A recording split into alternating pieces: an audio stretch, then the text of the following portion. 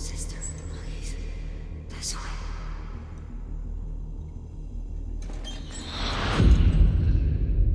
Hello. Can you expound for us a little bit with how The Nun fits into the Conjuring universe? I mean, it's the first story in the Conjuring universe. We go back to 1952, and we come to see where the evil that permeates the other movies stems from, and how Valak became the persona of this demonic nun. There's connections that will subtly take you into when Irene encounters her in The Conjuring 2. If you've seen the Conjuring movies, you'll get it, and if you haven't seen them, you might be confused. So then you should see the Conjuring movies. Have there been any supernatural experiences that you had on set or beforehand?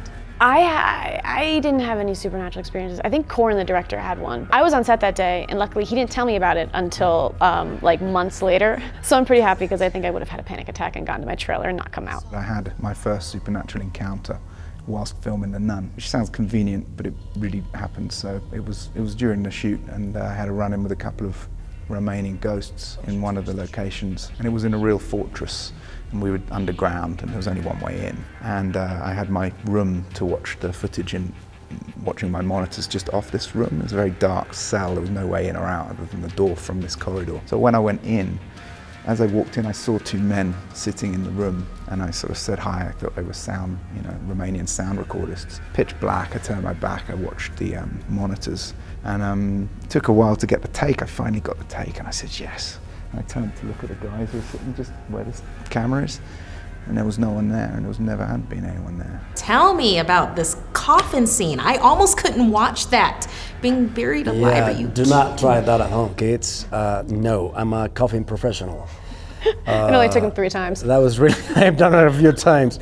It's really creepy, especially because the art department was doing such a great job that you thought it was the real thing. I'm okay with small spaces, but that was too much. So I love the character dynamics between Father Andre and Sister Irene. So with them, could you envision maybe exploring a European ghost hunting road trip? I'd love it. What, you mean in another movie, in a sequel?